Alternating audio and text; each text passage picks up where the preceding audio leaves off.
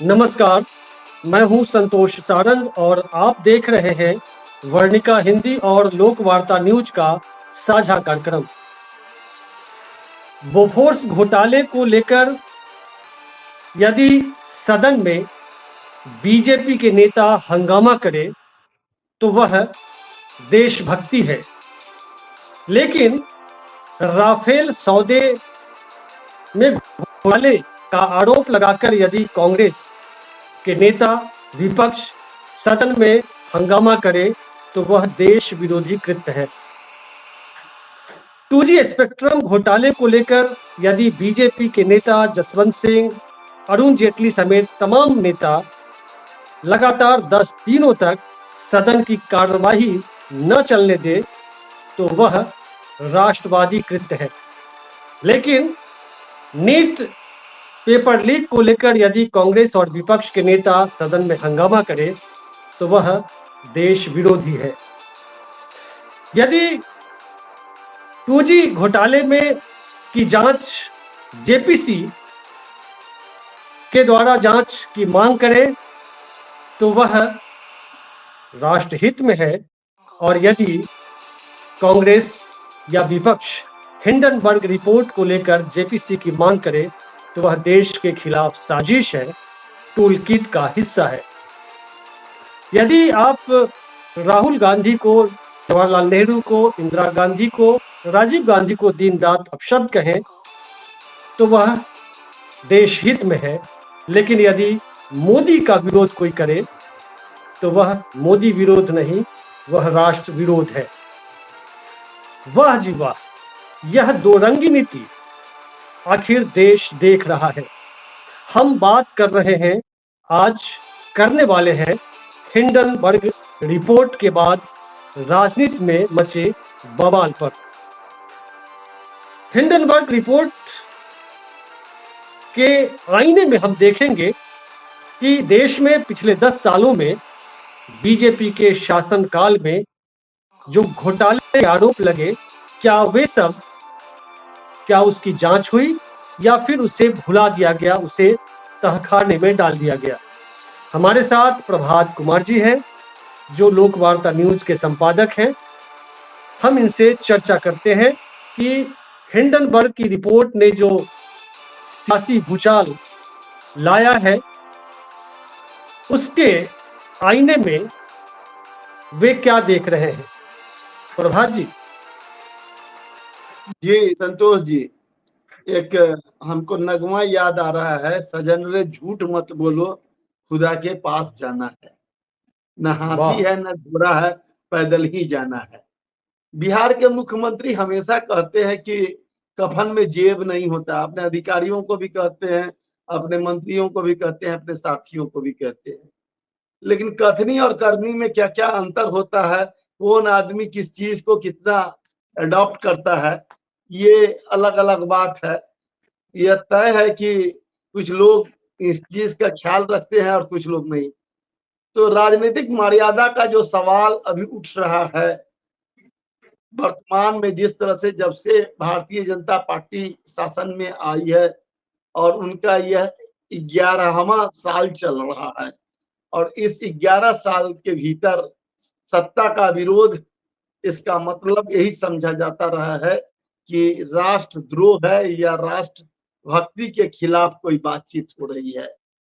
हर्षद मेहता की घटना आपको याद हो न हो, मुझे याद है पूरी तरह से। और उस समय तमाम अखबारें 1 लाख रुपया पीवी नरसिम्हा राव को रिश्वत देने का मामला उठा था और महीनों महीना संसद में बवाल हुआ था।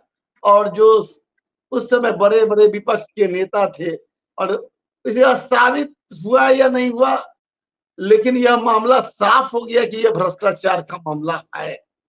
तो सरकार के खिलाफ विपक्ष जब हावी होता है तो कलई खुल जाती है और उसका परिणाम भी सामने आता है।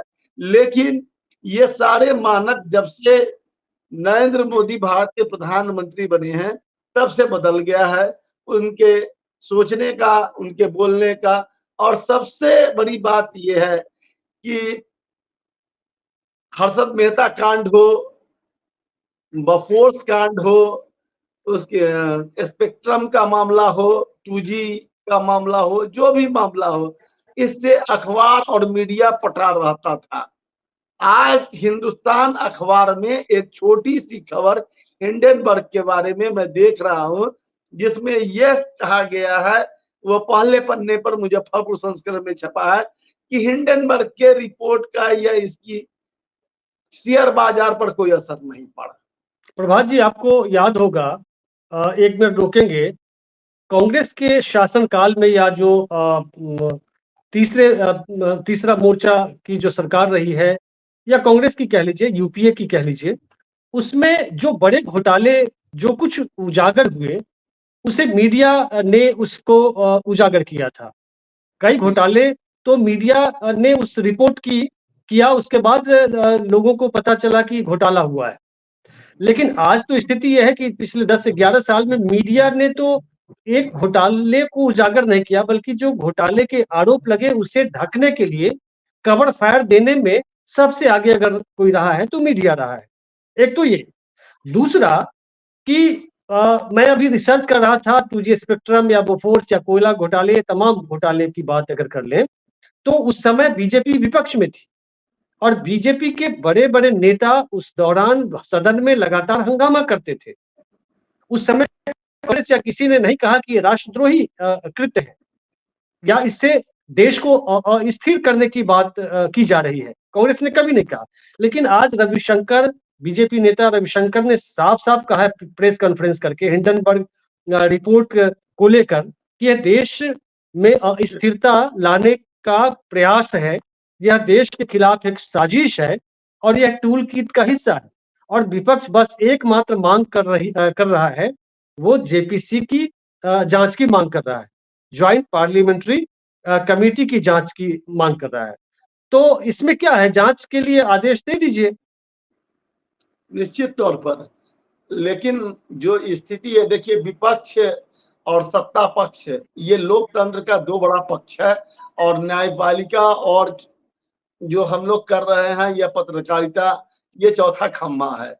तो अब इस देश के प्रजातंत्र को लेकर जब चिंता जताई जाती है तो लोग बड़े नाराज होते हैं, और कुछ लोगों में खास नाराजगी होती है।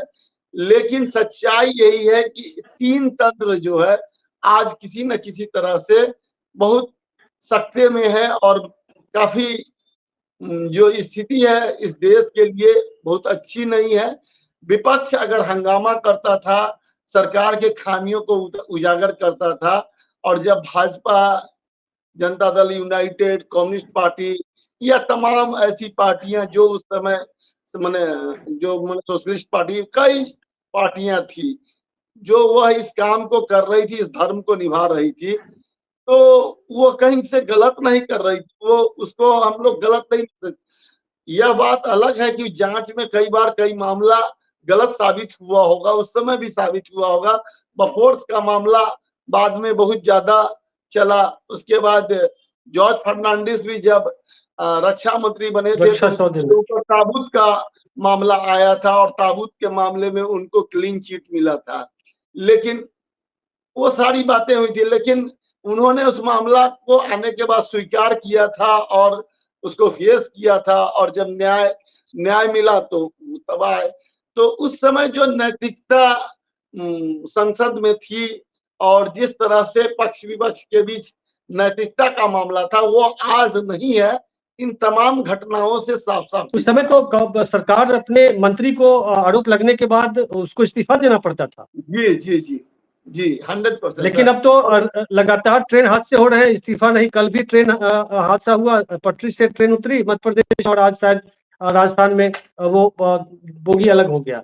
लेकिन मस्त है मंत्री जी, मस्त है। देखिए, अब स्थिति ये है कि जनता ही इतनी मैंने मस्त है कि उनको जो है सो किसी न किसी तरह से जो हम लोग चर्चा करते हैं या बात करते हैं, इसमें बड़ी लोगों को बड़ी कठिनाई होती है, बहुत दुख पहुंचता है, उनका उनकी भावना माने आहत होती है, और वो कहीं ना कहीं से हम लोगों को एक विरोधी खेमा मानकर उसको कूड़ेदान में डाल देते हैं। तो जब विरोधी पक्ष को या विपक्ष को कूड़ेदान में जिस देश में डाल दिया जाएगा, तो वहां के लोकतंत्र को लेकर आप सोच सकते हैं कि वहां का लोकतंत्र कितना सुरक्षित होगा। जो स्थिति चल रही है और जिस तरह से ये शासन की व्यवस्था जारी है, इसमें सबसे बड़ा दोषी भारत की जनता है, जिसने 2 बार अपार बहुमत देकर खास पार्टी को इस लायक बना दिया कि वो जो कुछ कर सकेगा। लेकिन इस बार जनता में चेतना आई है और उसने बहुत सोचा समझा मैंडेट दिया है और उस मैंडेट के कारण आज लोकसभा में विपक्ष अपनी बातों को कहने की स्थिति में आया है। अब जनता के सामने विपक्ष सारी बातों को रख रहा है, हम लोग भी रख रहे हैं।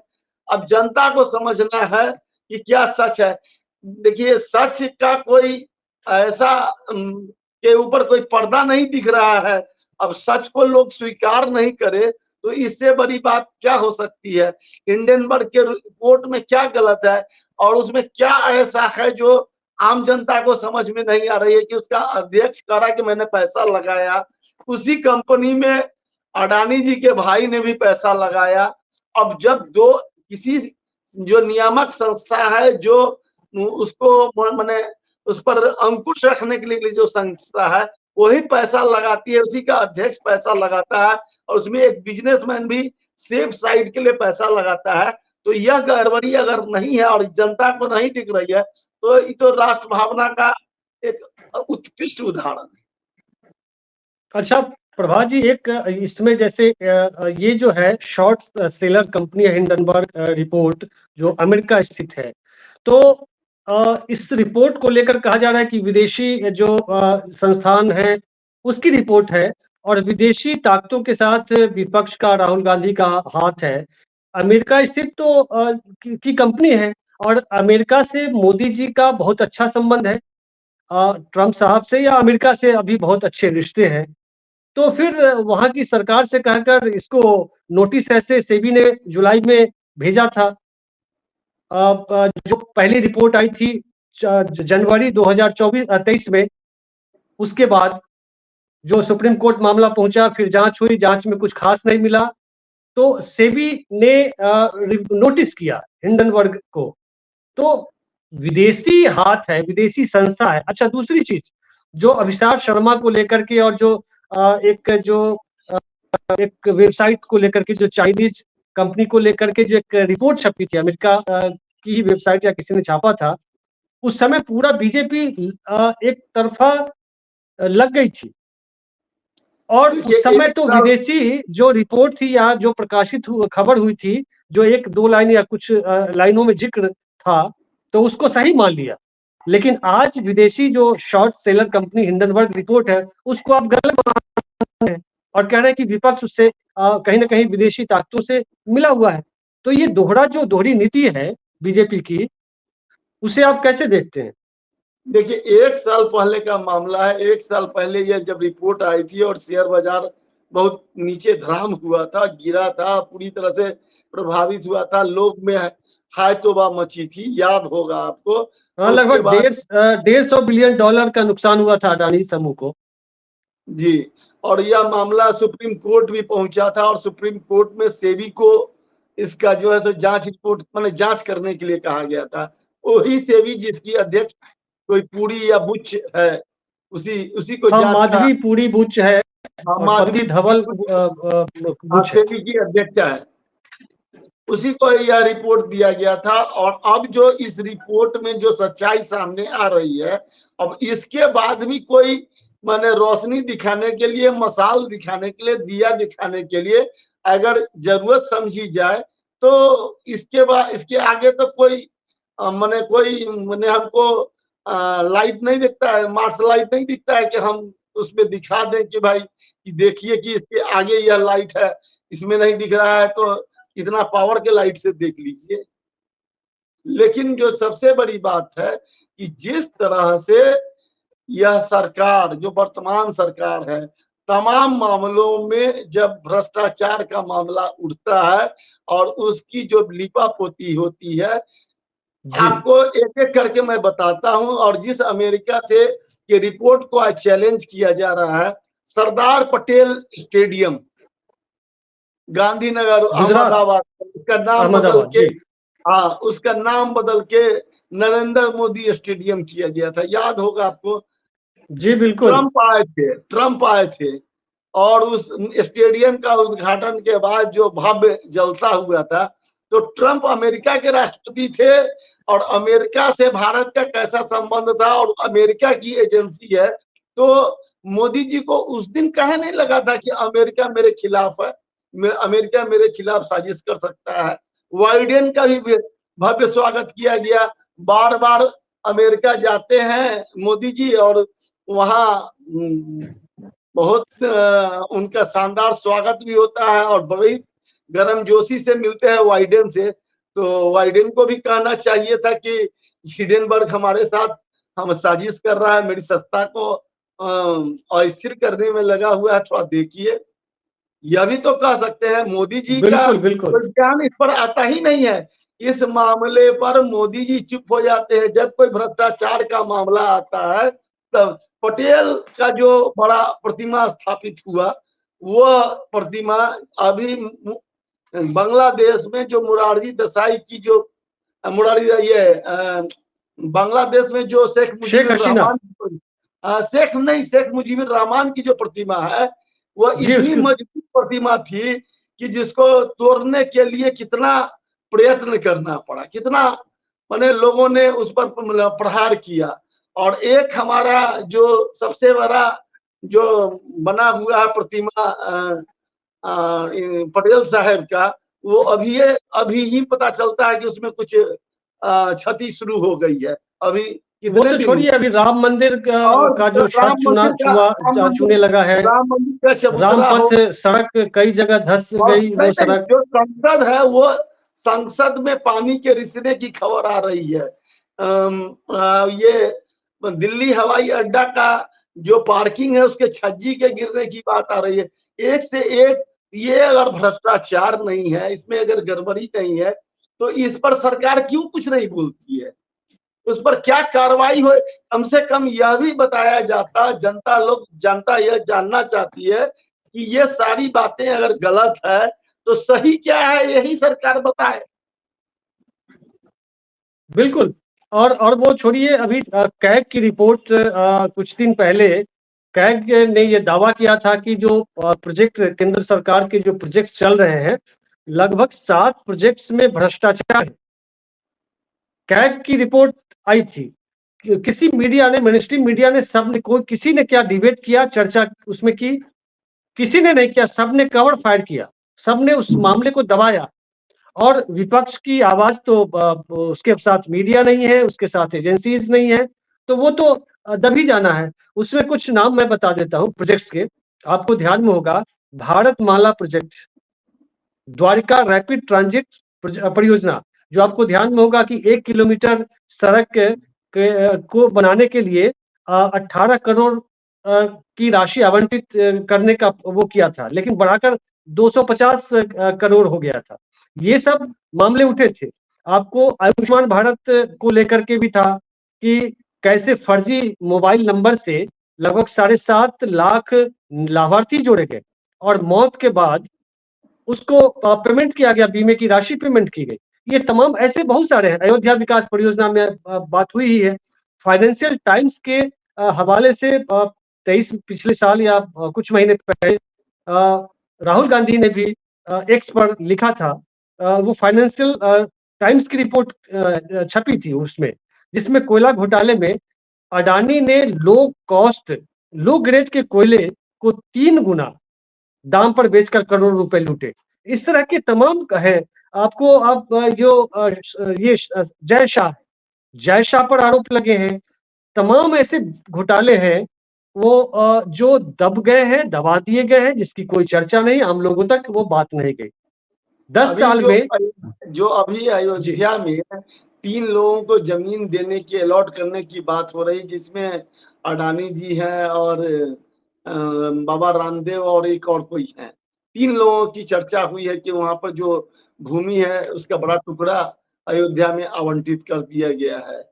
अब इस तरह से ये किसके राय से, किसकी सहमति से इसके लिए कोई कानून है कि नहीं? भारत के रेल को जब मन कर किया जाता है, वो उसका कोई हिस्सा अडानी जी को सौंप दिया जाता है। पता भी नहीं चलता है कि ये सारे फैसले लेने का अधिकार प्रधानमंत्री को है क्या? मतलब भारत के संविधान में इस तरह का अब तक नहीं हुआ है। हमको याद है कि चंद्रशेखर जब प्रधानमंत्री बने थे और उस समय बहुत खराब आर्थिक स्थिति थी और बॉम्बे में जो कुछ डिफेंस की जमीन को कुछ बेचा गया था या उसमें कुछ घटना हुई थी, उसको लेकर पूरे देश में बवाल हुआ था और लोगों के बीच ये चर्चा हुई थी कि भाई इसमें बड़ा घोटाला हुआ। चलिए प्रभात जी, हाँ इतिहास में अब ना जाए, समय कम है, कम समय में हम लोग को खत्म कर बात करनी है। 14 में जब मोदी जी आए थे तो उन्होंने कहा था कि न खाओ न खाने दूंगा, लेकिन इस 10 साल में खूब लोगों ने खाया है। अब छोड़ दीजिए, बीजेपी के तमाम जगह जो कार्यालय है 10 साल में 5 स्टार कार्यालय गुवाहाटी से लेकर दिल्ली तक और कश्मीर तक बन गए हैं। ये आखिर कहाँ से हुए? और दूसरी चीज, पीएनबी घोटाला की चर्चा आप कर सकते हैं, विजय माल्या, नीरव मोदी, तमाम संतोष जी, हर जिला में आरएसएस का अलग से 5 स्टार कार्यालय बना है, उनके लिए माने रेसिडेंशियल व्यवस्था हुई है, वो हर जगह बना है 5 स्टार। जो कि अब झोपड़ी में आरएसएस का कार्यालय नहीं चलता है या कोई साधारण मकान में नहीं चल रहा है, वो 5 स्टार मकान की तरह चल रहा है। आप कलमबाग रोड में जाके देख सकते हैं इसे। और एक चीज और जान लीजिए प्रभात जी, इस 10 साल में आरएसएस बीजेपी से जुड़े हुए जो लोग हैं, उसने अकूत धन इकट्ठा किया है और इकट्ठा करके विदेशों में भी इन्वेस्ट किया है, ये जान लीजिए।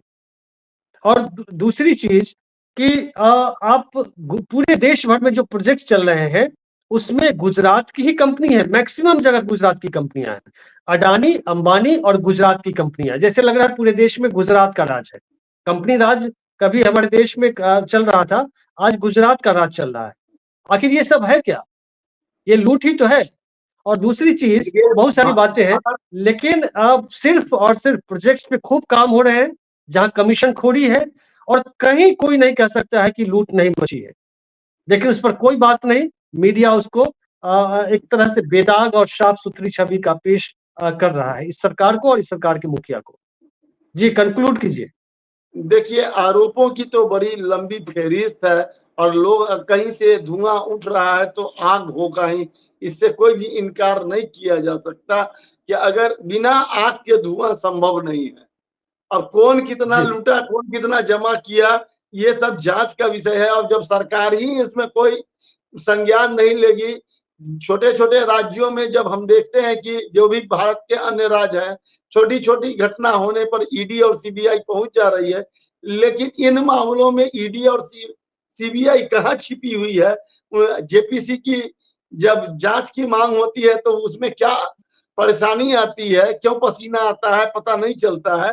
लेकिन जो भी स्थिति है, यह देश के अच्छा प्रभात जी, एक चीज और बताइए, आपको ध्यान में है क्या कांग्रेस के शासनकाल में क्या जेपीसी का गठन हुआ था किसी किसी घोटाले में? कई मामलों में हो चुका था, कई मामलों में हुआ था, कई मामलों में हुआ था ना। लेकिन पिछले 10 सालों में बीजेपी ने क्या एक भी मांग नहीं मानी? राफेल के समय भी शायद जेपीसी की मांग कांग्रेस ने की थी। जी, कई मामलों में जेपीसी का गठन हो चुका है पहले, ऐसा कोई नहीं कि कोई नया मांग है या इससे।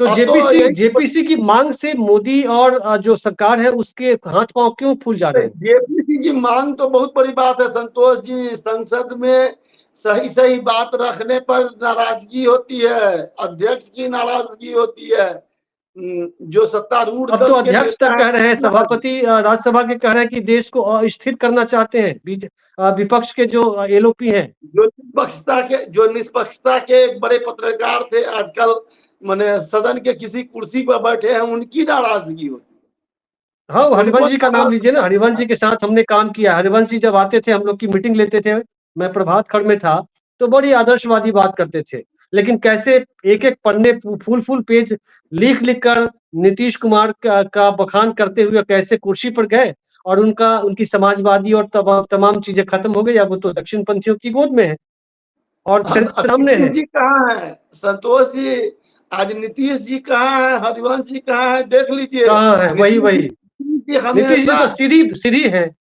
ना, उनके माध्यम से बहुत सारे लोग ऊपर चले गए। नीतीश जी का दुर्भाग्य ये है कि हमेशा जो भी सिक्के पर वो माने विश्वास करते हैं वो खोटा निकल जाता है। इसका चलिए एक नीतीश जी पर चर्चा नहीं करेंगे। फिर लौटते हैं हिंडनबर्ग रिपोर्ट पर। जो ये दूसरी रिपोर्ट है जिसको लेकर देश में बवाल मचा है। कांग्रेस के जो एलओपी है राहुल गांधी ने भी इसको लेकर के जो बातें कही उसके बाद भूचाल है। मायावती ने भी जेपीसी की मांग की है और इसको लेकर के सरकार के हाथ पांव फूल रहे हैं। मेनस्ट्रीम मीडिया तो लगातार कवर फायर कर ही रहा है, लेकिन यूट्यूब पर भी बहुत सारे ऐसे लोग हैं जो उस रिपोर्ट के एक एक बिंदु पर तार्किक जवाब देने की बजाय बीजेपी के नेताओं को या सरकार को उस रिपोर्ट की एक एक बिंदु पर जवाब देने की बजाय वो बेबुनियाद आरोप और इस तरह की चीजें कहकर निकल जाना चाहते हैं। सरकार चाहती है और जो पक्ष में जो टूल किट बना हुआ जो यूट्यूबर है वो राहुल गांधी को या विपक्ष के नेताओं को देश के खिलाफ साजिश, टूल किट और गालियां दे रहे हैं, लेकिन कहीं से भी जवाब नहीं मिल रहा है। एक तो यूट्यूब पर एक यूट्यूबर ये कह रहा था कि देखिए ने अडानी को ठीक ठाक इसलिए रखना है कि उसको उससे देश को बहुत फायदा है। बहुत सारे प्रोजेक्ट चल रहे हैं, अगर अडानी डिस्टर्ब होंगे तो वो सारे प्रोजेक्ट डिस्टर्ब होंगे और देश को नुकसान होगा। कितना बढ़िया भारत ढंग से विकास अडानी को भारत का बचाने विकास और मोदी को प्रभावित है। बचाने की बात कर रहा है, लेकिन देश की जनता का कोई ख्याल नहीं है। जी, जी, हम तो कह रहे हैं कि इस भारत का विकास, देश का विकास प्रभावित हो जाएगा और देश जो है सो खाई में पहुंच जाएगा। देश हिमालय से ऊंची मैंने एवरेस्ट की चोटी से भी ऊंची कोई ऊंचाई खोजा जा रहा है और उसके खोज में सारे नेता जुटे हुए हैं। अब जनता के सामने ये सारा मामला है, जनता सर्वोपरि है। मुझे दुख एक दो बात का है कि कई मामलों में पहले जिस तरह से वामपंथी पार्टियां एग्रेसिव होती थी और सड़क से लेके संसद तक उनकी जो आवाज हमको सुनने को मिलती थी, कांग्रेस के जमाने में भी मिलती थी और वाजपेयी जी के भी जमाने में मिलती थी, उनकी आवाज कहीं से कहीं बहुत मंद हो गई है और वह आवाज की अब जरूरत महसूस हो रही है। क्या है कि जब तक जी सड़क से संसद तक की आवाज नहीं बनेगी तब तक इस तरह का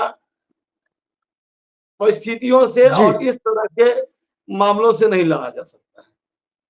जी, बिल्कुल आप सही कह रहे हैं। तो जो जेपीसी की मांग विपक्ष कर रहा है सरकार से, हम भी मांग करते हैं कि जेपीसी के माध्यम से जांच कराए तो दूध का दूध पानी का पानी हो जाएगा। जांच की मांग करना रविशंकर प्रसाद के अनुसार ये देश के खिलाफ साजिश का हिस्सा है। दर्शकों से अपील है, आग्रह है कि जरा अपने दिमाग पर जोर डालिए कि क्या जांच की मांग करना या कोई आरोप लगता है तो उस पर विपक्ष को आवाज उठाना क्या देश के खिलाफ साजिश है? क्या देश को स्थिर करना है? अब तो सदन में सभापति तक कह रहे हैं नीट पर चर्चा की मांग अगर विपक्ष करता है तो देश को स्थिर करना चाहता है विपक्ष। देश यहाँ तक पहुंच चुका है, तो आप अपने दिमाग पर जोर डालिए और जागरूक बने रहिए और जो कुछ सवाल उठ रहे हैं उस पर आप अपने दिमाग से सोचिए और सही निर्णय लीजिए। इस एपिसोड में बस इतना ही। मिलते हैं अगले अंक में, तब तक के लिए नमस्कार, शुक्रिया।